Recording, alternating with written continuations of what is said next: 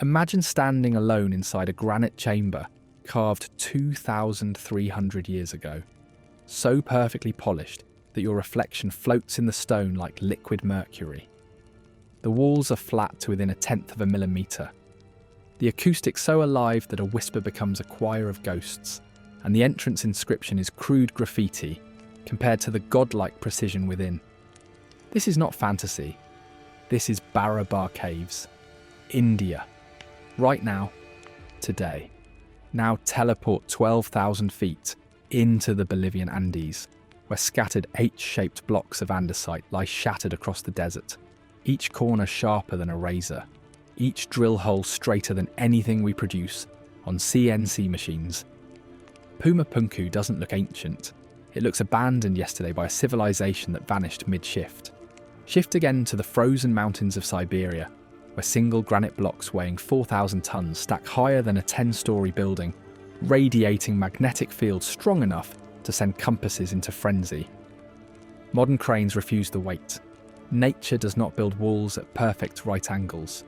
Go deeper, 36 feet underground on the island of Malta, into a chamber deliberately tuned to 110 Hz, a frequency that shuts down rational thought and ignites raw consciousness. They built a machine out of solid rock to rewire the human mind, 5,000 years before we discovered brainwave entrainment. These are not isolated curiosities. These are 7 screaming anomalies scattered across the planet, each one a direct challenge to the accepted timeline of human capability. Tonight, we walk straight into the forbidden zones. Mainstream archaeology prays you never notice. No theories, no speculation, only measurable, repeatable, physical evidence that will leave your view of history in ashes. If you're ready to have everything you thought you knew about our past obliterated in the next 2 hours, stay exactly where you are. Before we dive deeper, ignite that like button and prepare for the revelations to come. Tell me in the comments where you are listening from, what time it is there. And as always with our videos, the visuals are here to add context, but they aren't necessary to follow along. Thank you for always having our back. Prepare yourself, and let's dive in. High on the sun-scorched ridges of the Jehanabad district in Bihar, India, the landscape is dominated by massive, weathered outcrops of Precambrian granite. To the untrained eye, these boulder-strewn hills, known locally as the Barabar Hills, look like nothing more than the jagged, bony spines of the earth, worn down by millions of years of wind and monsoon rain. They appear to be standard geological formations, the kind of rough terrain you might scramble over during a hike without giving a second thought. But hidden within these nondescript ridges is a series of man-made chambers that represent one of the most baffling engineering puzzles on the planet. These are the Barabar Caves, and they are not natural formations. They are the site of a technological anomaly that completely contradicts the established timeline of human engineering. When you walk through the rectangular entrance of the Lomas Rishi cave, the transition is immediate and visibly jarring. You leave behind the rough, uneven texture of the natural mountain and cross a threshold into a space defined by absolute, terrifying, geometric precision.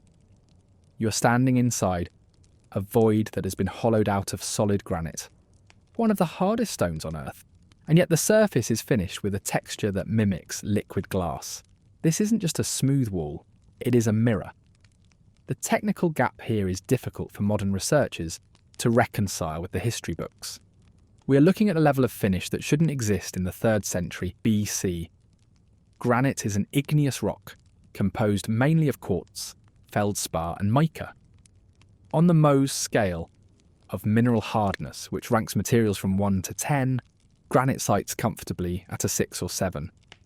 This makes it harder than steel, and significantly harder than the iron tools available during the Mauryan Empire, which is the era mainstream archaeology assigned to these structures. The official story is that these caves were commissioned by Emperor Ashoka around 260 BC as a sanctuary for the Ajivika sect, a group of ascetics who rivaled the early Buddhists. We are told that thousands of labourers used iron chisels to peck away at the rock, inch by inch, and then spent years hand-sanding the walls with abrasive sand and water to achieve the final polish. However, when you bring a modern engineer or a master stonemason into the Lomas Rishi or Sudama caves, that narrative begins to fall apart. The primary issue is the toolkit. Iron Age chisels are effectively useless against the compressive strength of quartz-bearing granite. They blunt almost immediately. To hollow out a chamber of this size, roughly 32 feet long and 12 feet high, using soft iron tools would require a logistical effort involving millions of tool, resharpenings, and decades of labour. But the real impossibility isn't the digging, it is the polishing. The walls of the Barabar Caves are not just smooth to the touch, they are optically reflective. In a modern industrial setting, achieving a mirror finish on a flat granite surface requires high-speed, diamond-tipped rotary grinders and a series of increasingly fine polishing compounds. Doing this on a curved, vaulted ceiling adds an exponential layer of difficulty. Hand sanding, which is the explanation offered by historians, is an inherently imprecise process. When a human being rubs a stone with sand, the pressure varies, the arm gets tired, the motion changes. This inevitably leaves behind slight waves, undulations, or dishing in the surface. Yet when laser scans are applied to the walls of the Barabar Caves, they reveal a surface that is flat to within a fraction of a millimetre. The symmetry is so exact, it suggests a level of precision we associate with computerised machining, not manual labour. There is also the matter of the qualitative gap between the caves themselves and the inscriptions found at the entrance. Above the doorway of the Lomas Rishi cave, there is an inscription dedicated to the Ajivikas. This text is the primary reason archaeologists date the site to the Mauryan period. However, the carving of the text is crude, shallow, and uneven. It looks like graffiti scratched into the surface by someone with a heavy hand and a poor tool. It stands in stark, embarrassing contrast to the masterwork of the chamber interior.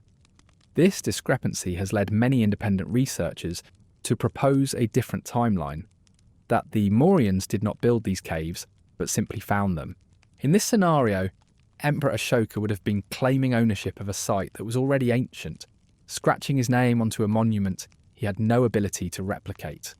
The absence of a learning curve further complicates the official story. In the history of architecture, we almost always see a progression of skill. You find the crude attempts, the failures, and the practice runs before you find the masterpiece. But in the Barabar Hills, there are no practice caves. There are no half-finished, poorly polished holes in the rock where the workers figured out their technique. The work appears suddenly in the archaeological record at a peak of perfection and then vanishes just as quickly. Subsequent caves built in India centuries later, such as those at Ajanta or Ellora, are magnificent in their art, but they lack the specific, mirror-like engineering of Barabar. The technique was not learned, it was seemingly possessed and then lost. Beyond the visual perfection, the true anomaly of Barabar is the acoustic engineering. These structures were clearly not designed to be simple living quarters or storage units. They are resonant chambers, engineered with a mastery of physics that feels remarkably advanced. The specific shape of the interior, a rectangular hall leading into a circular, domed chamber, creates a complex sound environment. Standing in the centre of the Sudama cave, even a whisper is captured and amplified by the stone. A low-frequency hum or a sharp clap creates a reverberation that can last for several seconds, bouncing off the polished granite walls with a clarity that can be disorienting to the human ear. This acoustic property is not an accidental byproduct of hollowing out a mountain. If the walls were rough, the sound would scatter and die. The mirror polish is functional. It reflects sound waves with the same efficiency that it reflects light. Researchers have explored the idea that the builders understood the psychoacoustic properties of stone. Certain frequencies of sound are known to alter human brain states, inducing trance or deep meditation. By carving these specific shapes into the bedrock, the builders created a machine that interacts with the human voice. The hollowing of these hills was a massive logistical effort to manipulate sound waves, likely for specific ritualistic or physiological effects on the human mind. The Ajivikas who used these caves were known for their severe asceticism and deep meditation practices.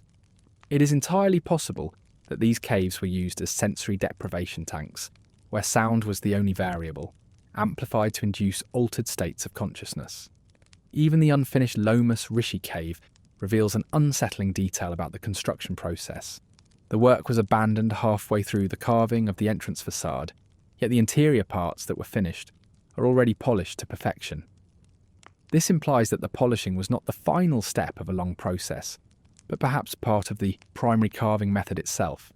If they were using a technology that melted or softened the stone, the polish would be the natural result of the cooling rock, much like the surface of blown glass. This vitrification theory is controversial, but it aligns with the physical evidence better than the idea of millions of hours of hand rubbing. We also have to ask where the material went. We are talking about hollowing out hundreds of tons of granite directly into the heart of a mountain. In a standard quarrying operation, you would expect to find massive piles of granite chips, broken tools, and rubble surrounding the hills. Yet the area around Barabar is relatively clean. The waste material is missing. This leads to questions about how the stone was managed. Was it pulverized? Was it repurposed? Or was the method of removal something that didn't produce large debris fields? The Barabar Caves stand as a solitary testament to a capability that history denies. The crude nature of the inscriptions compared to the masterful engineering of the chambers suggests a technological dissonance that is hard to explain away. We are left with two uncomfortable possibilities. Either the Mauryan labourers possessed a lost technique for working granite, something far beyond chisels and sand, that has never been found in the archaeological record, or they were utilising structures that belong to a much older, highly advanced tradition. Regardless of which theory you subscribe to, the physical reality of the stone remains. It is a mirror looking back at us from 2,300 years ago, reflecting a level of precision that we are only just beginning to understand. The builders of Barabar didn't just carve a hole in a rock. They engineered a precise acoustic instrument out of the living earth, and then they vanished, leaving us to wonder how they did it. 600 miles south of the Great Pyramid of Giza, buried beneath the shifting sands of the Nubian desert, lies a site that predates the pharaohs by nearly 5 millennia. This is Nabta Playa, a desolate windswept basin where the summer heat often exceeds 120 degrees Fahrenheit. Today it is one of the driest places on Earth, a wasteland of cracked earth and sun-scorched stone. But 9,000 years ago, this landscape was radically different. It was a lush, seasonal savanna, filled with deep lakes and wandering herds of cattle, fueled by the shifting monsoon rains of the African humid period. It was here around 7000 BC that a group of supposedly nomadic people did something that mainstream history says should have been impossible. They built the world's oldest known astronomical observatory. The existence of Nabta Playa creates a staggering chronological gap in the human story. While the Egyptian Old Kingdom was still 4,000 years in the future, the people here were already organising massive blocks of sandstone into precise geometric patterns. They didn't just stand stones upright, they aligned them with a level of mathematical intent that suggests a deep, inherited knowledge of the cosmos. The centrepiece of the site is a small stone circle, barely 12 feet in diameter. At first glance it looks unassuming, a few weathered rocks jutting out of the sand. But its simplicity is deceptive. This isn't just a basic calendar to mark the coming of the rains.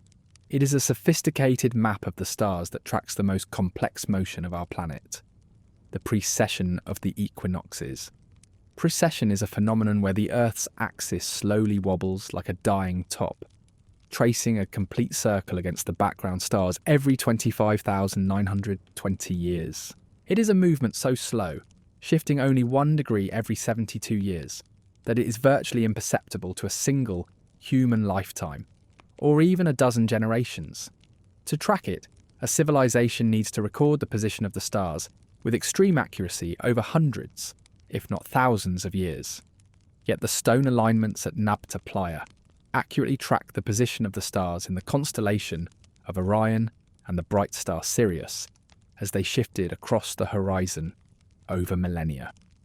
It proves that these primitive cattle herders were not just watching the sky, they were calculating it.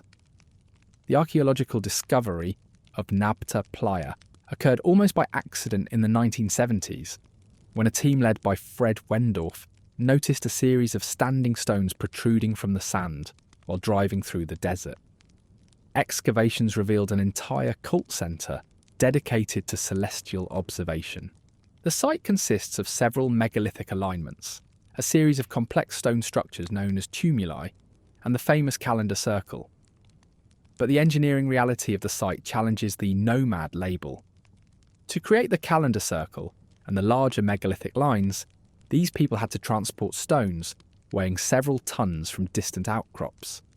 More importantly, they had to understand true north and the cardinal directions without a magnetic compass. Some of the stones at Nabta Playa are carved into shapes that vaguely resemble cattle, while others are megalithic stelae that were intentionally buried in deep pits. This practice of burying stones after they were shaped is a direct link to the behaviour seen at Göbekli Tepe in Turkey, which predates Nabta Playa by only a few thousand years. This suggests a ritualistic connection between these ancient cultures, a shared practice of closing a site once its purpose was fulfilled. Nabta Playa effectively acts as the missing link in the story of civilization. It sits halfway between the 10,000 BC stone hills of Turkey and the 3000 BC rise of dynastic Egypt. For decades, historians struggled to explain how the Egyptians seemingly appeared out of nowhere with a fully formed understanding of astronomy, mathematics and stonemasonry. Nabta Playa provides the answer. It shows that the foundations of Egyptian science were laid in the desert by a people who were forced to move toward the Nile Valley as the Sahara began to dry up around 5000 BC. The pharaohs didn't invent the Orion correlation or the worship of the celestial cow. They inherited it from the forgotten astronomers of the Playa. The mathematical implications of precession are profound. To realise that the stars are shifting requires a culture that values long-term data preservation. It pushes the start of civilization's intellectual peak back deep into the Stone Age. It proves that the human mind was already capable of high-level abstract thought and celestial mapping, long before we had cities, written language, or the wheel. We are taught that the Neolithic Revolution was a slow transition from hunting to farming. But Nabta Playa suggests it was also an era of intense scientific inquiry. Furthermore, the alignment of the stones is not just a near match. Computer models have shown that around 6000 BC, the stones pointed with surgical accuracy to the rising of the stars of the Big Dipper, Orion, and Sirius. This wasn't a primitive sundial, it was a cosmic clock. If the site was built in phases, as the archaeology suggests, it means that for over 2,000 years, different generations returned to this exact spot in the desert to update their map and refine their calculations. This kind of multi-millennial project requires a degree of cultural stability that mainstream history usually only attributes to the great empires of the Bronze Age. The people of Nabta Playa were living on the edge of a changing world. As the monsoon rains began to fail and the lakes began to shrink, their observation of the heavens likely became an obsession, a search for patterns in a world that was becoming increasingly unpredictable. Their ability to track the precession of the Earth may have been their way of trying to understand the long-term climate cycles that were eventually going to drive them out of the desert forever. The site remains one of the most important archaeological areas on the planet, not because of its size, but because of what it represents. It is a bridge across the great void of the Neolithic, connecting the high-tech stonework of the Ice Age to the dawn of recorded history. To understand the true nature of the Giza Plateau, you have to look past the sheer scale of the Great Pyramid and focus on the ground beneath your feet. Scattered across the basalt and granite paving stones of the plateau are artefacts that the mainstream archaeological record struggles to explain. These aren't golden idols or intricate statues, but something far more revealing: industrial waste. We are looking at drill holes and saw cuts in rose granite, one of the hardest materials on Earth. that exhibit characteristics of high-speed mechanical machining. If you ignore the legends and simply look at the physics of the stone, the Giza Plateau ceases to be a primitive tomb and starts to look like a high-tech construction site that was suddenly abandoned.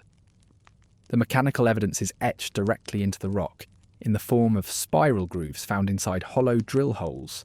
When a modern core drill penetrates a material, it leaves a helical trail known as a feed rate, which measures how deep the drill sinks into the material with every single rotation. In 1883, Sir Flinders Petrie, the father of modern Egyptology, conducted a rigorous survey of these cores and came to a conclusion that still haunts the field.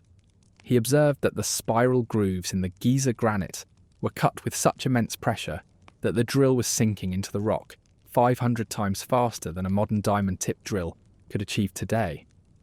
Petrie was no theorist. He was a meticulous surveyor, and his measurements revealed a level of force and speed that would have instantly shattered any copper tool. The Petrie observation remains the single most significant piece of evidence for lost technology in Egypt. In his own 19th century notes, Petrie admitted that the sheer efficiency of these cuts could only be explained by jewelled saws and drills that operated under thousands of pounds of downward pressure. He noted that the grooves were not just scratches, but deep, continuous channels that spiraled down through the granite without breaking. To achieve this, the cutting edge of the drill would need to be harder than the granite itself, and the motor, or whatever was driving the bit, would have to be powerful enough to maintain a constant torque against incredible resistance. This is the definition of power tool technology appearing in the 3rd millennium BC. Why the traditional historical narrative is wrong becomes a matter of simple material science. The official explanation provided to the public is that the Egyptians used copper saws and tubes combined with an abrasive like quartz sand to slowly wear through the granite. While it is true that sand and copper can eventually grind through stone, it is a slow, tedious process that leaves a smooth, buffed surface. It absolutely cannot produce deep, consistent spiral grooves with a rapid feed rate. The abrasive slurry method is a grinding process, not a cutting one. What we see at Giza is a high-speed penetration of the material that bit into the stone and moved through it with the ease of a modern industrial press. The scale of this operation is also overlooked. We aren't just talking about 1 or 2 holes, we are talking about hundreds of core-drilled samples and thousands of feet of saw cuts. In the basalt paving stones near the base of the Great Pyramid, you can find run-out marks where a circular saw overcut its mark. These saw marks show a blade diameter of several feet moving through the rock, with a precision that leaves the surface perfectly flat. When you examine these marks under magnification, the striations remain parallel and even, which only happens when the cutting tool is fixed to a rigid mechanical frame. A handheld copper saw operated by 2 men would inevitably wobble, creating uneven grooves and varied depths. The Giza marks are as consistent as a factory line product. The location of these artifacts, scattered across the Giza Plateau and inside the King's Chamber, suggests that this technology was the standard, not the exception. Inside the Great Pyramid, the granite coffer shows signs of being hollowed out using the same large-scale core drills. You can still see the places where the drill bits overlapped and where the saw cut too deep into the corners. It is as if we are looking at a finished product that still bears the pencil marks of its mechanical creator.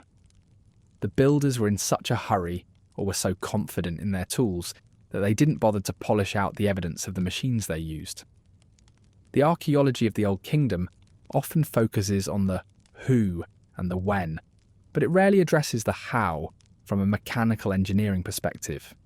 For a long time, the lack of iron or steel in the archaeological record was used to prove that the Egyptians must have used copper, but this ignores the possibility of a different branch of technology. Just as we have moved from mechanical saws to lasers and water jets, the smoking gun at Giza suggests the Egyptians utilised a form of energy or a material science that we have yet to rediscover.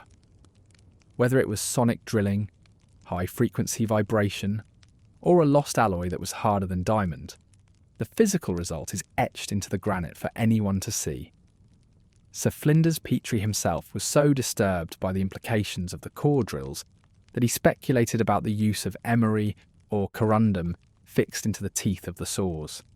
But even with those abrasives, the feed rate remains the impossible variable. You can have the hardest teeth in the world, but if you don't have the mechanical force to push them into the stone, you won't get those deep spiral grooves. The Stone Age label for this period is effectively a misnomer. You cannot produce industrial-grade machining without an industrial-grade infrastructure to support it.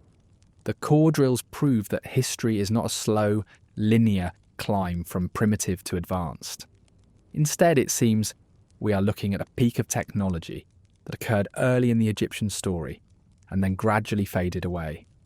The later dynasties never replicated the precision or the speed of the Old Kingdom builders. By the time of the New Kingdom, the ability to cut granite with this level of mechanical efficiency was already a memory. The Giza Plateau is effectively a graveyard of a high-tech civilization, where the tombstones are the very machines and tools that built it. In the southern reaches of the Kemerovo Mountains in Siberia, a discovery has emerged that threatens to break every existing record of human engineering. Gornaya Shoria is home to a series of granite walls that feature some of the largest individual stones ever documented. While the world has marvelled for centuries at the 800-ton blocks of Baalbek in Lebanon, or the 1,000-ton stone of the pregnant woman, those famous megaliths are effectively dwarfed by the Siberian titans.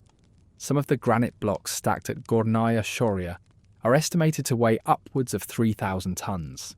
These are masses so significant that modern industrial cranes would be physically incapable of lifting them in their current environment. The scale of these stones is only the beginning of the anomaly. The walls reach heights of 130 feet, with the blocks stacked in a manner that resembles traditional Cyclopean masonry. They feature sharp 90-degree angles and flat faces that fit together with consistent seams stretching for hundreds of feet across the mountain ridge. If these are truly man-made, they represent a level of heavy lift capability that implies a total mastery over gravity and friction, existing in a region that history tells us was populated only by nomadic hunter-gatherers. The site first came to international attention in 2013 when an expedition led by researcher Georgy Sidorov trekked into the remote mountains. The team was stunned by what they found. The sheer verticality of the walls and the massive, distinct blocks stacked one atop another suggested intelligent design on a scale that defies belief. To put a 3,000-ton block into perspective, you are looking at the equivalent weight of 50 fully loaded Boeing 737s, or roughly 2,000 mid-sized cars, all compressed into a single chunk of granite. Moving such a weight requires overcoming static friction forces that are nearly incalculable for a primitive society. Mainstream geology currently categorizes Gornaya Shoria as a product of orthogonal jointing. This natural process occurs when granite cooling deep underground contracts and cracks along specific planes of weakness, usually at right angles. Over millions of years, tectonic uplift pushes these formations to the surface, and frost weathering widens the cracks, creating blocks that look remarkably like they were cut by human hands. Geologists argue that the walls are simply the exposed bedrock of the mountain, eroded into rectangular shapes by the harsh Siberian elements. They claim that what looks like a wall is actually just a cracked cliff face. However, several features at the site make the purely natural theory difficult to sustain. While nature can indeed produce 90-degree cracks, it rarely produces the complex interlocking patterns found in several sections of the Shoria walls. Researchers have identified blocks that appear to be placed in a header and stretcher orientation, a standard construction technique used to increase the structural stability of a wall by alternating the long and short sides of the stones. Nature does not typically stack 3,000-ton blocks in a mathematically sound defensive pattern. Furthermore, there are gaps between the stones that are uniform in width, suggesting they were placed rather than cracked in situ. Physical evidence on the stones themselves also points toward an artificial origin. Close-range inspections of some granite surfaces have revealed burnt textures and scorch marks that are not consistent with the surrounding natural rock. These marks suggest the application of intense, concentrated heat, similar to the vitrification seen in ancient Scottish forts or the thermal drilling patterns found at Giza. In some areas, the granite appears to have been slightly melted or softened, a phenomenon that orthogonal jointing cannot account for. There are also clear, deep channels cut into the stones that look like tool marks, grooves that maintain a consistent depth and width across multiple blocks, suggesting a mechanical tool was moved across the face of the wall after it was already assembled. The logistical reality of the site makes the natural theory feel like a placeholder for a lack of better answers. To move a 3,000-ton block, in the modern day, we would require a specialised crawler transporter, like those used by NASA, to move rockets to the launch pad. And even then, we would need a perfectly level, reinforced concrete road to prevent the machine from sinking into the earth. Gornaya Shoria is situated on a mountain ridge, with steep gradients, dense forests and uneven terrain. There is no infrastructure, no flat ground, and no logical way a primitive culture could have dragged these stones into place using ropes and rollers. The pressure exerted by 3,000 tons would crush any timber roller into pulp and sink any sled deep into the soil. If we accept the possibility that these are man-made, it forces a radical reassessment of the human story. It would mean that a civilization existed in northern Asia that operated on a scale of power we haven't even dreamed of. The conventional timeline suggests that during the periods when this region was habitable, human technology was limited to bone needles and stone scrapers. Yet, here stands a monument that suggests the manipulation of mass was a solved problem for someone in the deep past. Another overlooked detail is the presence of passageways and gates that have been cut through the megalithic stacks.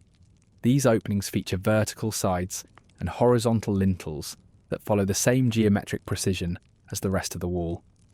Natural erosion is random and chaotic. It does not typically produce a 10-foot tall rectangular opening with a flat roof in the middle of a massive stone wall.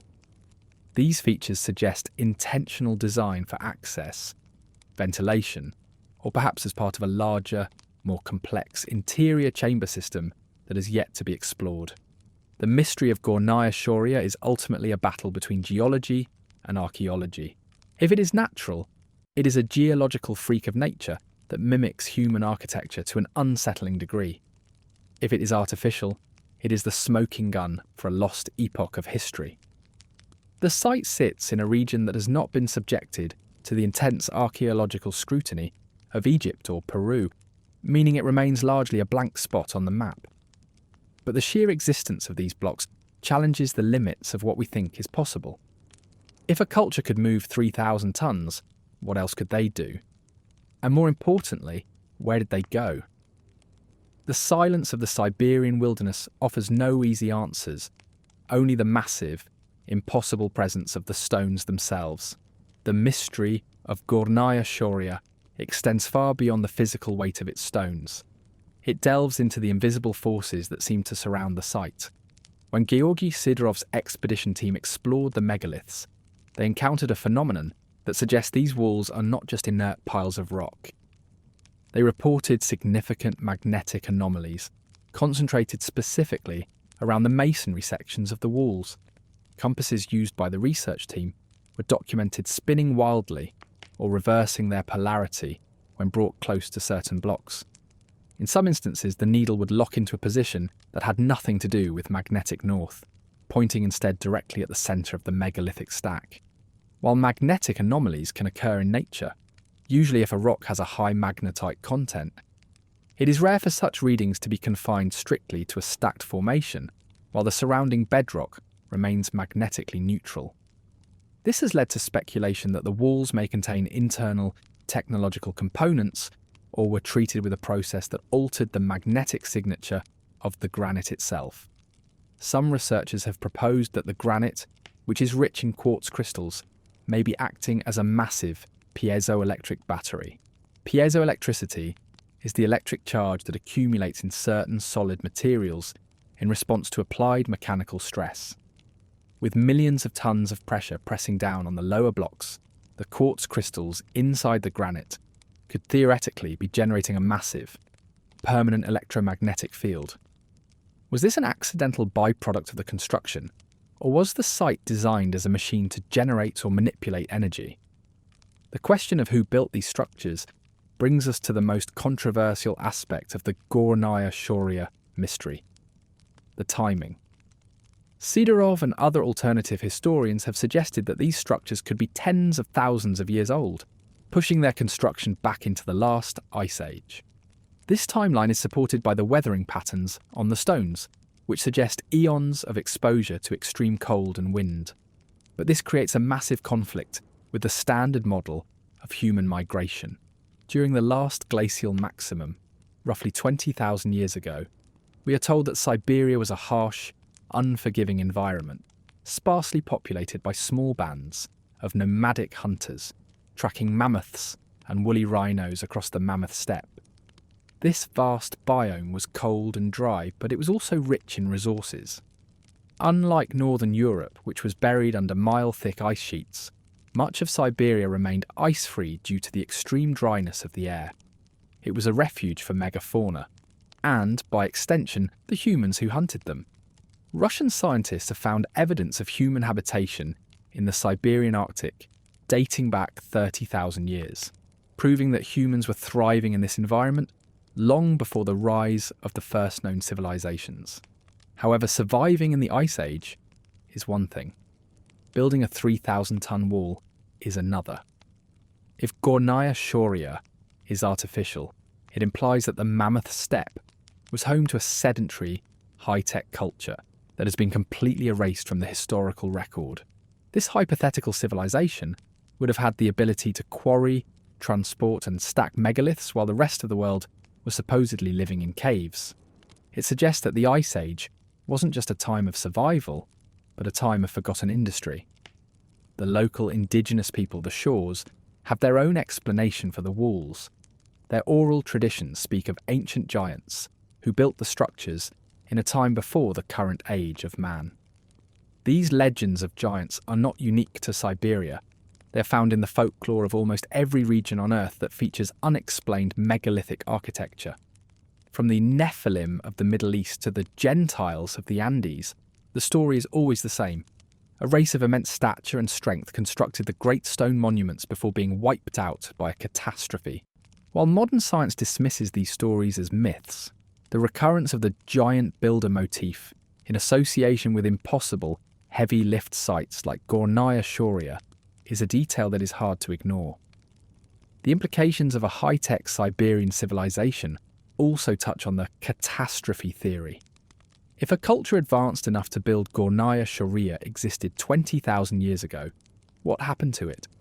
The end of the last ice age, around 11,600 years ago, was marked by a sudden and violent shift in the global climate, known as the Younger Dryas Impact Event. This period saw massive flooding, rapid sea level rise, and the extinction of the megafauna. It is entirely possible that this Siberian civilization was destroyed during this global upheaval, leaving behind only its most durable stone monuments. The isolation of Gornaya Shoria has protected it from both tourism and extensive study, but it has also allowed the mystery to deepen. The site is located in a high-altitude region that is only accessible for a few months out of the year, requiring a multi-day trek through dense taiga and mountain passes. Until recently, Russian archaeology was largely isolated from international peer review, meaning that massive anomalies like this were often dismissed as local curiosities rather than global game changers. The lack of systematic excavation at the base of the walls means we have no organic material to carbon date and no tools to analyse. We are left with the stones themselves, silent, magnetic, and impossibly heavy. Why history is wrong about Gornaya Shoria is ultimately a matter of scale and location. We are conditioned to look for the cradle of civilization in the fertile river valleys of the Nile, the Tigris, or the Indus. We are told that civilization requires agriculture, surplus food, and warm climates. But Gornaya Shoria suggests that a mastery of stone and energy could have emerged in the most unlikely of places, the frozen heart of northern Asia. It proves that the megalithic secret wasn't restricted to a specific region or climate. If these blocks were stacked by hand, then the people of the Mammoth Steppe were the undisputed kings of the ancient world, moving weights that the Egyptians and the Romans wouldn't have even attempted. The magnetic anomalies, the interlocking masonry, and the sheer impossibility of the weight all point to a single conclusion. We are missing a massive chapter of the human story, a chapter written in granite and hidden in the snow, waiting for us to develop the technology, or the open-mindedness, to finally read it. On the small, sun-drenched archipelago of Malta, located in the centre of the Mediterranean Sea, historians are dealing with an engineering puzzle that predates the Egyptian pyramids and Stonehenge by over 1,000 years. This cluster of islands is dotted with unique, cloverleaf-shaped temples like Hagar Kim, Menajdra, and Gantija, which are built using limestone blocks that weigh upwards of 50 tons. These are the megalithic temples of Malta, and they represent the oldest freestanding stone structures on Earth. But their existence creates a massive logical conflict with the timeline of human development. The archaeological record tells us that the first inhabitants of Malta were simple farmers who arrived from Sicily around 5000 BC. Their toolkit was limited to stone, bone, and wood. They had no metal, no wheels, and no beasts of burden larger than a goat or an ox. Yet, seemingly out of nowhere, around 3600 BC, this isolated island culture began moving stones the size of small houses. The sheer suddenness of this architectural explosion is what baffles researchers. There is no clear developmental phase. We don't see small, crude stone circles gradually evolving into massive temples. Instead, the Maltese builders appear on the stage of history already possessing a fully formed mastery of megalithic engineering. The logistics of the construction are staggering. At the temple of Hagar Kim, there is a single megalith that is 23 feet long and weighs an estimated 57 tons. To quarry this stone, transport it across the jagged, uneven terrain of the island, and then stand it upright without modern cranes, requires a sophisticated understanding of friction, leverage, and centre of gravity. The official explanation is that they used spherical stone balls as bearings, primitive ball bearings, to roll the megaliths. Thousands of these stone balls have been found at the sites, which lends some weight to the theory. However, rolling a 57-ton slab on stone balls across soft limestone bedrock presents a major problem. The weight is so immense that the balls would likely crush the track beneath them, grinding the movement to a halt. This engineering prowess is often overshadowed by the bizarre mythology surrounding the builders. The local folklore of Malta, recorded long before modern archaeology existed, attributes these structures to a race of giants. One specific legend tells of a giantess named Sansuna who built the walls of Gantija, which translates literally to Tower of the Giants, in a single day while carrying her half-human, half-giant baby on her shoulder. She supposedly lived on a diet of broad beans and honey.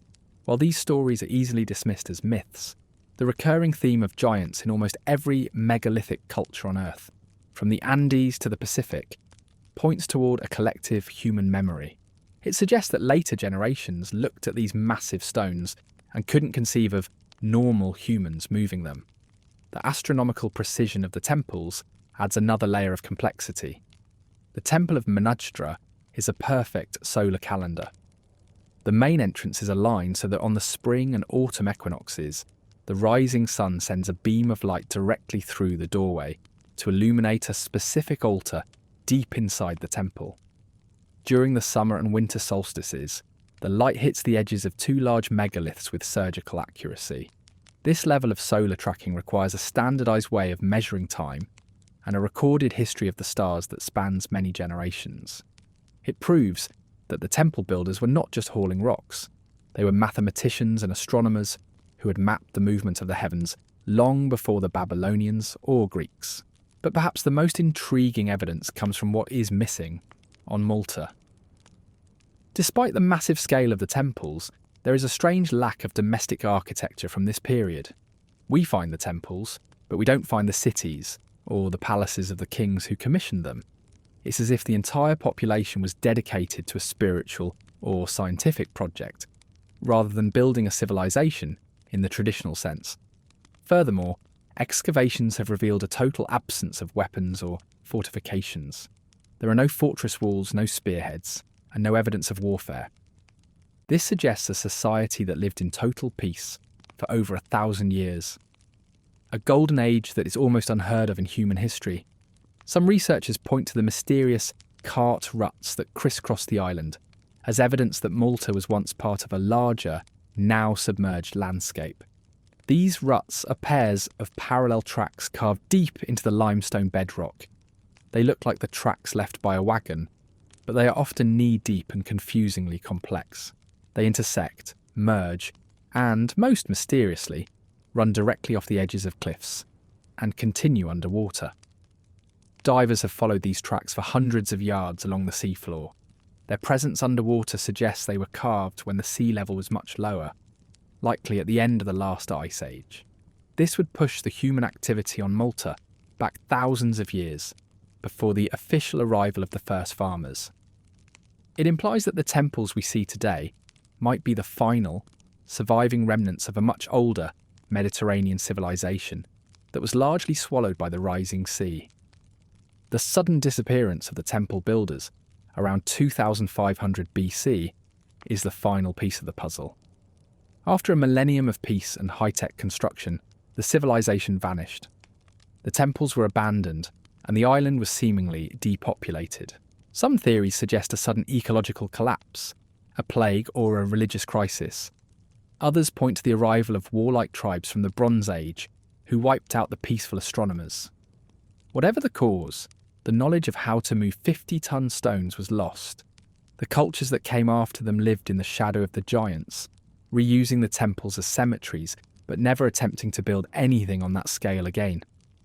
Malta challenges the idea that civilization is a product of large continents and mighty rivers.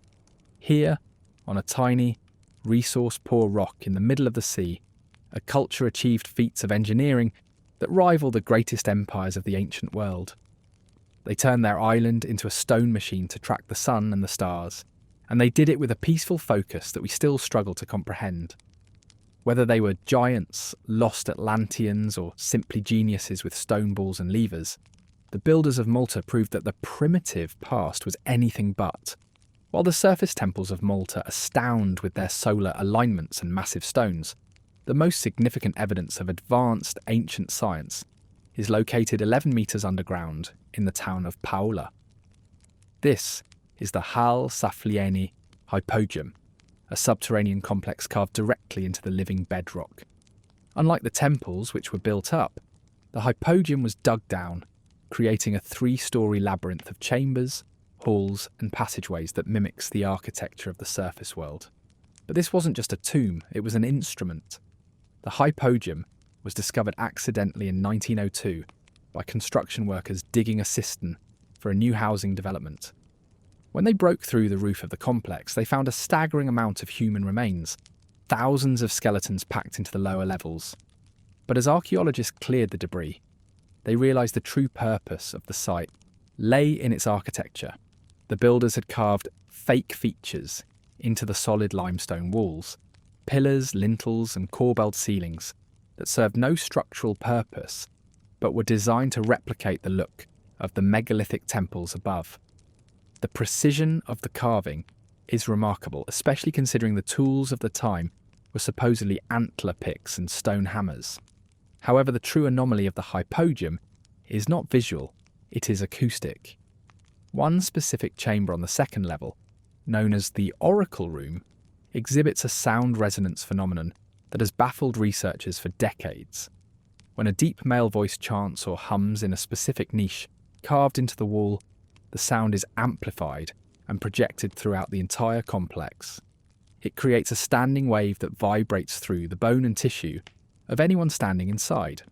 Scientific testing conducted by the Old Temple Study Foundation has confirmed that the Oracle Room is tuned to resonate at a specific frequency, 110 Hz. This is not a random number. In the field of neuroscience and psychoacoustics, 110 Hz is a significant frequency. A study published in 2008 monitored the brain activity of volunteers listening to different sound frequencies. When exposed to 110 Hz, the brain activity in the language centre, the left temporal lobe, deactivated, and activity in the right prefrontal cortex, the area associated with creativity, mood processing, and emotional intuition, suddenly spiked. In simpler terms, the sound frequency shut down the logical, analytical part of the brain and activated the creative, trance-like state. This implies that the builders of the Hypogeum were practicing a form of acoustic engineering. They understood that sound could physically alter the human mind. They used the natural density of the limestone and the specific geometry of the chambers to create a machine that induced altered states of consciousness. This wasn't magic, it was physics applied to biology. The oracle room was likely used for rituals, where the chanting of a priest would resonate through the bodies of the initiates, inducing visions or deep meditative states without the need for drugs. The geology of Malta plays a crucial role here. The local Globigerina limestone is relatively soft when it's freshly quarried or kept underground in a humid environment. This would have allowed the builders to carve the intricate details with relative ease. However, once exposed to the air, the stone hardened significantly. This workability explains the carving, but it doesn't explain the tuning. To carve a room 11 metres underground and ensure it resonates at exactly 110 Hz requires a feedback loop, a way of testing the sound as you dig. They weren't just removing rock, they were tuning the room like a musical instrument. If they removed too much stone, the frequency would change, and the effect would be ruined. This suggests a pre-planned architectural blueprint based on the properties of sound waves. The artistic artifacts found within the Hypogeum also point toward a culture obsessed with biological and psychological states. The most famous discovery is the Sleeping Lady, a small clay figurine of a woman with wide hips lying on her side on a woven bed. She appears to be in a deep sleep or a trance. Mainstream archaeology interprets this as a representation of death or eternal rest. However, given the acoustic properties of the site, a more compelling theory is that she represents dream incubation. This was a practice common in later Greek cultures, where people would sleep in temples to receive healing or guidance from the gods in their dreams. The Hypogeum, with its sensory deprivation and brain-altering acoustics, would have been the perfect environment for such a practice. The presence of the fat lady statues, figures with enormously rounded limbs and bodies, adds another layer to the mystery.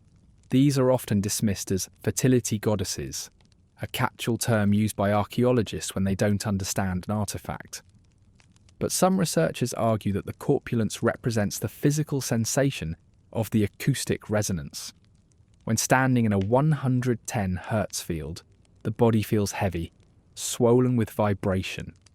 The statues might be a literal depiction of how it feels to be inside the machine, rather than how the people actually looked. The Hypogeum forces us to rethink the priorities of ancient civilizations. We usually judge them by their weapons, their conquests, or their trade networks. But the people of Malta invested their greatest resources into the science of the human mind. They moved mountains of stone not to build forts, but to build resonance chambers. They were a culture that treated sound, stone, and consciousness as interconnected parts of a single technology. The site also features a Holy of Holies, a central sanctum that is framed by a perfectly carved trilithon entrance. During the winter solstice, a beam of light from the entrance above would have originally penetrated down into the darkness to illuminate this specific spot. This combines the acoustic technology with the astronomical alignment seen in the surface temples, suggesting a unified system of ritual that connected the cycles of the sky with the inner workings of the brain. Today, the Hypogeum is strictly protected. The carbon dioxide from visitors' breath was beginning to damage the delicate limestone paintings on the walls, so entry is limited to a handful of people a day. But the silence of the underground chambers still holds the echo of the past. It stands as physical proof that over 5,000 years ago, a culture existed that had mastered the invisible landscape of sound just as fully as they had mastered the physical landscape of stone. They built a cathedral of frequency in the dark, and we are only now, with our MRI machines and audiographs, beginning to understand what they were doing. Thousands of miles from any continent, in the middle of the vast Pacific Ocean, lies Rapa Nui, better known to the world as Easter Island. This small volcanic rock is the most isolated inhabited landmass on the planet. It is famous for the moai, the enigmatic giant stone heads that stare broodingly inland across the rolling hills. For centuries, the popular image of Easter Island was just that: heads. We saw them in cartoons, in travel brochures, and in history books as bodiless busts resting on the grassy slopes. But this image is one of the greatest misconceptions in archaeology. The moai are not just heads, they are full-bodied giants, and the engineering required to create them is far more complex than most people realise. In recent decades, excavations led by the Easter Island Statue Project have dug down around the base of the famous heads at Rano Raraku Quarry. What they found beneath the soil changed the entire context of the island's history. Buried deep underground, protected from the elements, were the complete torsos of the statues. These figures have arms held tight against their sides, elongated fingers with carved fingernails, and detailed loincloths, known as haimi, carved into their backs. Some of the buried sections are covered in intricate petroglyphs, crescents, circles, and birdman motifs that have been preserved in pristine condition by the soil. The realisation that the moai are full-body statues significantly increases their weight and the difficulty of their transport. The average moai stands about 13 feet tall and weighs around 14 tons. However, the largest erected statue, known as Paro, stood almost 33 feet tall and weighed 82 tons. And then there is El Gigante, an unfinished statue still attached to the bedrock in the quarry, which would have stood 72 feet tall and weighed a staggering 160 to 180 tons, roughly equivalent to 2 fully loaded Boeing 737s. The fact that the islanders were attempting to carve and move a stone of this magnitude suggests a level of ambition and technical confidence that borders on the impossible for a Stone Age culture. The engineering challenge of Rapa Nui is often simplified into the question: how did they move them? The island is treeless today, a barren landscape of grass and volcanic rock. This led to the ecocide theory, the idea that the Rapa Nui people cut down every single tree to use as rollers and sledges for the statues, destroying their environment in a fanatical obsession with stone construction. This narrative paints the islanders as reckless and foolish, a warning tale of environmental collapse. However, newer research and experimental archaeology have challenged the log roller theory entirely. Local oral tradition has always claimed that the statues walked to their platforms. For a long time, Western scientists dismissed this as folklore, a poetic way of describing magic. But in 2011, a team of archaeologists and physicists tested the walking theory. They demonstrated that a team of people using ropes could rock a replica moai from side to side, tilting it forward and shuffling it along the ground in a vertical position. This method requires far fewer people and no timber rollers. It explains why the statues in transport were found with wide curved bases to help them rock, while the statues installed on platforms had their bases flattened. The walking theory suggests the Rapa Nui people were not environmental vandals, but ingenious engineers who used centre of gravity physics to move massive weights with minimal resources. But the mystery deepens when we look at the precision of the platforms themselves. While the moai are carved from soft volcanic tuff, compressed ash, the platforms they stand on, the ahu, often feature walls made of hard basalt. At sites like Ahu Vinapu, the stonework bears a striking, undeniable resemblance to the megalithic walls of the Inca in Peru.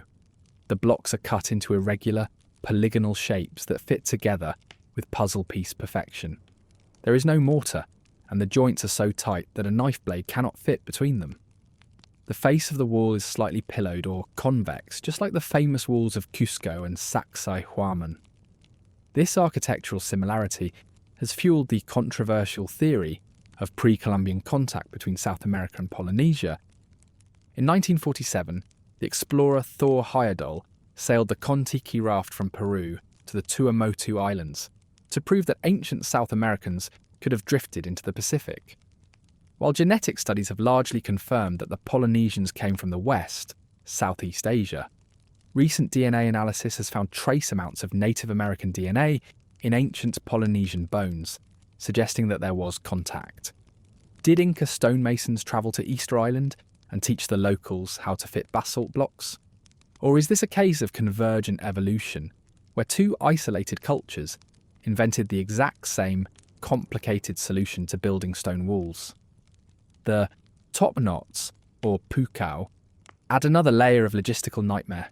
These are massive cylinders of red scoria stone, weighing up to 12 tons that were balanced on top of the moai's heads. The quarry for the red stone is located on a different part of the island than the moai quarry. This means the islanders had to transport the 14-ton statue from one volcano, the 12-ton hat from another, bring them to the coast, stand the statue up, and then somehow lift the hat 30 feet into the air to place it on the head. We still don't know for sure how they did this. Did they build massive earthen ramps? Did they lash the hat to the statue before raising it? The precision required to balance a multi-ton cylinder on a narrow stone head without toppling the whole structure is immense. The excavation of the buried bodies also revealed that the moai were not just staring at the horizon, they were watching the sky. Many of the Ahu platforms are aligned with astronomical precision. The 7 moai at Ahuakivi are the only ones that face out to sea. All others face inland to watch over the villages. These 7 statues are oriented to face the point where the sun sets during the equinox. Other platforms align with the summer solstice sunrise. This confirms that, like the builders of Stonehenge or Nabta Playa, the Rapa Nui culture possessed a sophisticated understanding of celestial mechanics. They used the statues to anchor their calendar to the landscape. The burial of the statues was not an act of disrespect, but of preservation. Over centuries, soil eroded from the upper slopes of the volcano and washed down, slowly covering the statues that had been left standing in the quarry. This natural burial protected the stone from the harsh wind and rain, preserving the details of the hands and the petroglyphs that have eroded away on the exposed statues. It gives us a glimpse of what the moai looked like when they were new. Sharp, detailed, and imposing. The scale of the industry on Rapa Nui is hard to overstate. There are nearly 1,000 statues on the island. For a small, isolated population to quarry, carve, and transport, this amount of stone is a feat of social organisation that rivals the pyramids of Egypt. It implies a society that was hyper-focused, disciplined, and unified by a powerful ideological or religious drive. They turned their entire island into a factory for the production of megalithic ancestors. Ultimately, the buried giants of Rapa Nui remind us that we often only see the surface of history. We look at the heads and think we know the story, but the bulk of the reality is hidden underground. The engineering of Easter Island wasn't just about big faces, it was about the manipulation of mass, the understanding of physics, and a connection to the stars that we are still trying to decode. The engineering marvels of Rapa Nui do not exist in a vacuum. They are framed by one of the most enduring and debated mysteries in anthropology, the question of isolation and collapse. How did a small group of people, stranded on the most remote scrap of habitable land on Earth, develop a culture complex enough to build the moai? And once they achieved this peak of megalithic production, why did it all stop? The traditional narrative of Easter Island is a cautionary tale of ecocide, a self-inflicted apocalypse where a society consumed its own future to feed an obsession with stone idols. But recent scientific analysis suggests that this story is fundamentally flawed, and the truth is far more complex and tragic. The collapse theory, popularised by authors like Jared Diamond, argues that the Rapa Nui people arrived on a lush, palm-covered island around 800 to 1200 AD. As their population exploded, they cut down the great palm forest to clear land for agriculture, and, crucially, to transport the statues. Without trees to hold the soil, erosion set in. The crops failed, the wood for canoes ran out, and the islanders were trapped. The theory claims they descended into warfare, cannibalism, and chaos, toppling the Moai in a violent rejection of the old gods. However, modern paleo-environmental research paints a different picture. While it is true that the island was deforested, the primary culprit may not have been the axe, but the rat. The Polynesian rat, Rattus exulans, arrived with the first canoes as a stowaway or a food source. With no natural predators on the island, the rat population exploded into the millions. Analysis of ancient palm nuts found in caves shows that nearly every single one had been gnawed by rats, preventing the trees from germinating. The forest didn't disappear because of reckless construction. It was slowly eaten from the ground, up by an invasive species. The islanders were victims of an ecological accident, not environmental criminals. Furthermore, the collapse into warfare is not supported by the skeletal evidence. If the island had descended into a Game of Thrones-style civil war, we would expect to find mass graves filled with bodies showing trauma from obsidian weapons. The mata are spear points found in large numbers on the island. But forensic analysis of skeletal remains shows very little evidence of lethal violence. The mata are crude and broad, more suited for farming or processing plants than for piercing bone. It appears the Rapa Nui people were actually remarkably peaceful and resilient. They adapted to the loss of the forest by developing lithic mulching, a sophisticated agricultural technique where they covered their fields with broken volcanic rocks.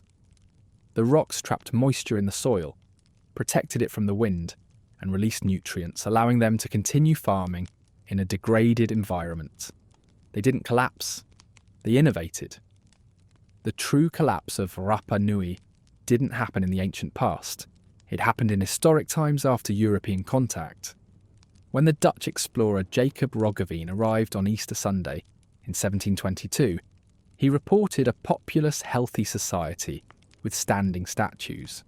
The devastation came later, with the arrival of European diseases like smallpox and tuberculosis, to which the islanders had no immunity.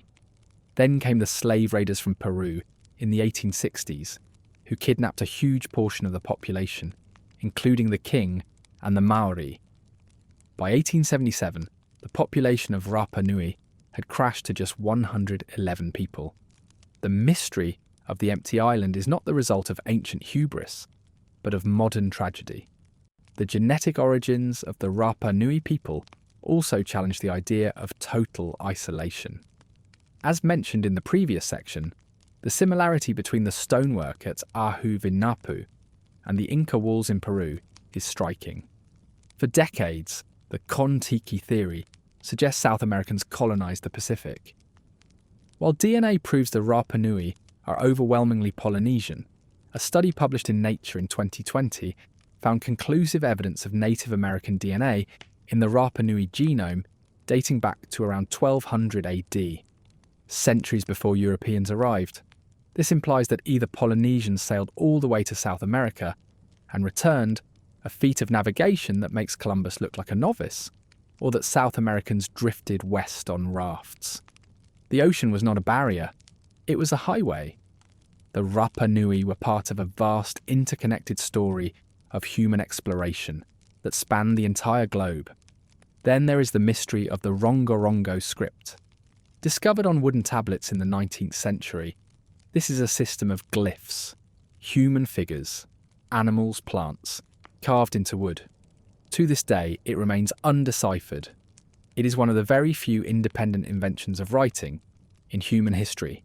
If the Rapa Nui developed this script on their own, without outside influence, it proves a level of intellectual sophistication that completely contradicts the primitive islander stereotype. The loss of the ability to read it is a direct result of the slave raids that wiped out the literate class. We are left with the artifacts of a genius culture, but have lost the software to decode them. The statues themselves may have served a purpose beyond ancestor worship. Recent studies have mapped the locations of the Ahu platforms and found a strong correlation with freshwater sources. On an island with no permanent rivers or lakes, fresh water comes from coastal seeps, places where groundwater trickles out near the ocean. The massive statues are almost always placed directly situated near these critical resources. They may have acted as territorial markers, signalling control over the water, or as spiritual guardians of the life-giving springs. The red top knots might represent the hair of the ancestors, dyed with red ochre, a practice common in Polynesian culture to signify mana or spiritual power. The isolation of Easter Island makes it a perfect laboratory for studying human potential. Under extreme pressure, with limited resources, these people didn't just survive, they created one of the most distinctive and ambitious artistic traditions in history. They moved mountains, invented writing, and mapped the stars. The mystery is not why they failed, but how they succeeded for so long against such odds. The narrative of Easter Island is currently being rewritten. We are moving away from the myth of the ecocide and the dumb savage, and toward a recognition of the Rapa Nui as master engineers and survivors. The toppling of the statues which occurred in the late period was likely not a rejection of the gods, but a shift in the political and religious system. A reset similar to the ones we see in other cultures when a new order takes over. Ultimately, Rapa Nui stands as a testament to the resilience of the human spirit and the fragility of cultural memory. The Moai still stand, or lie, as silent witnesses to a history that was almost erased by disease and slavery. They remind us that civilizations can be incredibly advanced in their engineering and art, yet still be vulnerable to biological and geopolitical forces beyond their control. The island wasn't a closed loop. It was the final frontier of a courageous maritime expansion that we are only just beginning to fully appreciate. High in the Bolivian Andes, roughly 12,600 feet above sea level, lies the site of Tiwanaku, a sprawling ruin that served as the capital of a powerful pre-Incan empire. But just a few hundred yards away from the main complex sits a smaller, far more puzzling site known as Puma Punku. While Tiwanaku is impressive for its size, Puma Punku is terrifying for its precision. Here, scattered across the red dust of the Altiplano, lie blocks of andesite and red sandstone that look less like ancient ruins and more like the wreckage of a futuristic industrial facility. This is the home of the famous H-blocks, and they represent a level of machining technology that defies the primitive tools attributed to the culture that built them. The immediate problem at Puma Punku is the material. Andesite is a volcanic rock with a high silica content, making it extremely hard and durable. To cut it with the precision found here requires tools that are significantly harder than the stone itself. The official archaeological explanation is that the Tiwanaku culture, which flourished between 300 and 1000 AD, used stone hammers and bronze chisels to shape these blocks. However, from a Mohs scale perspective, bronze is softer than andesite. Attempting to cut volcanic rock with a bronze chisel is like trying to cut a diamond with a plastic knife. You might scratch the surface, but you will not achieve the geometric perfection seen at this site. The H-blocks themselves are a marvel of modular engineering. Each block is a complex geometric shape, with internal right angles, dovetailed corners, and precise drill holes.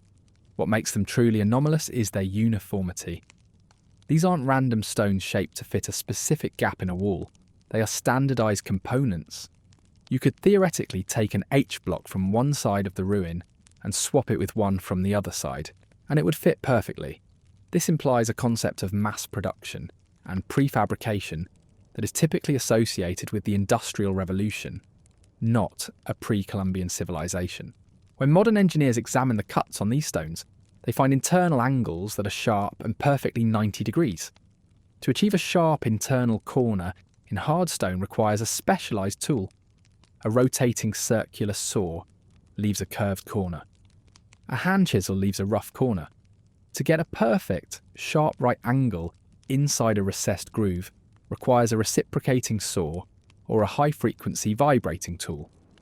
The surface of the stone is also polished to a level that is incredibly smooth, lacking the telltale scratch marks of sanding. It looks moulded. This observation has led to the controversial geopolymer theory.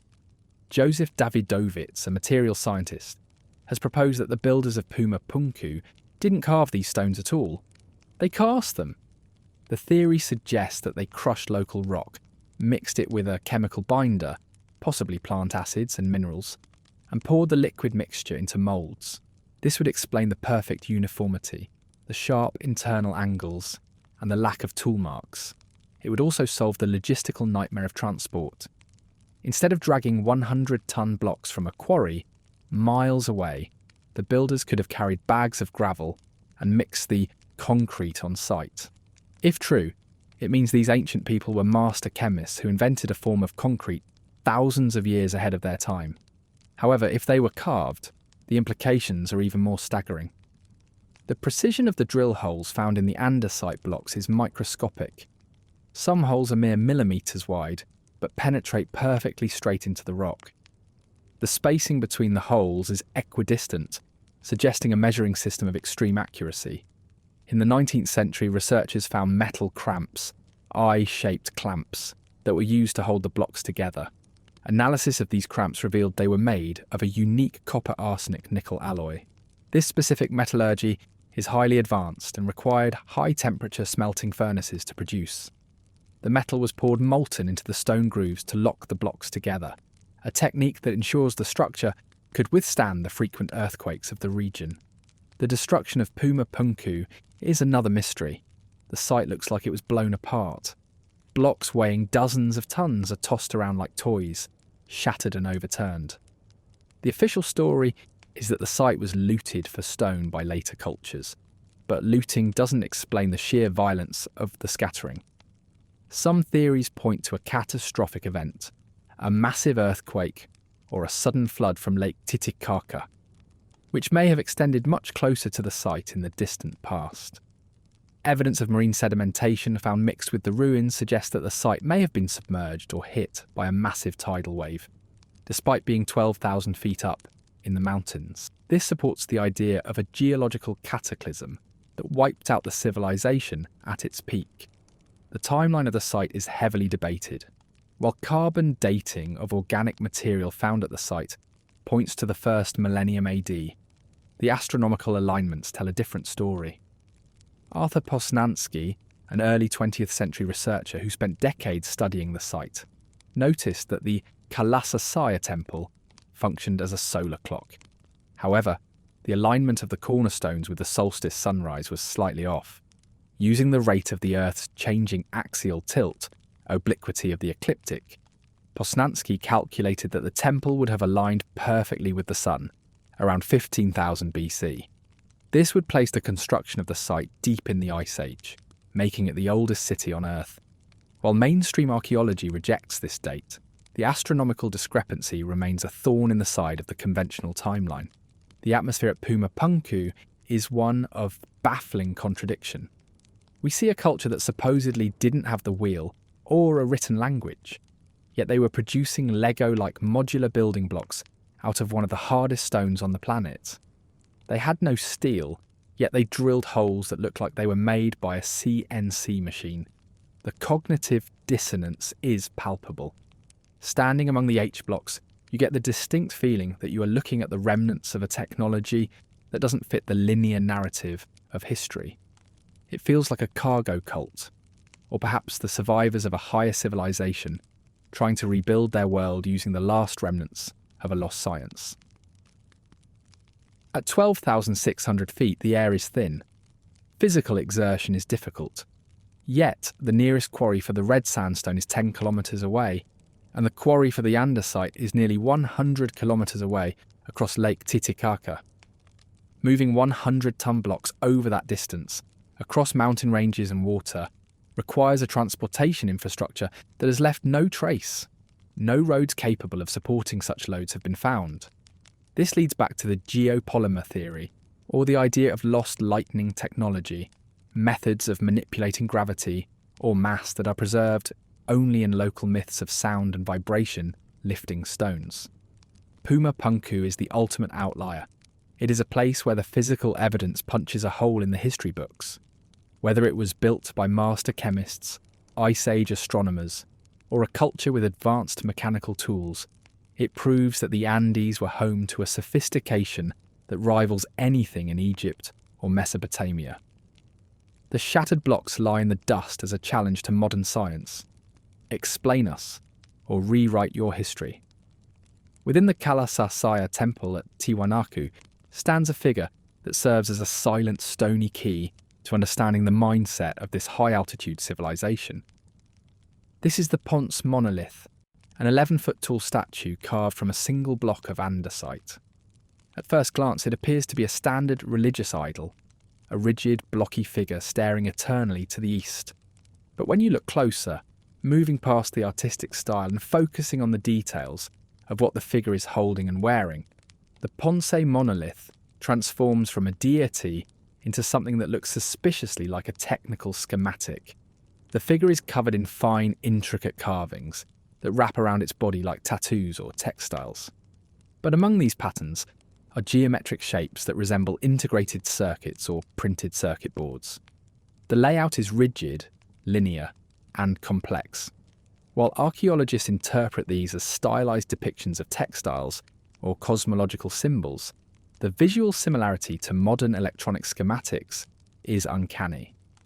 It raises the question, was the art of Tiwanaku purely decorative, or was it a language of information storage?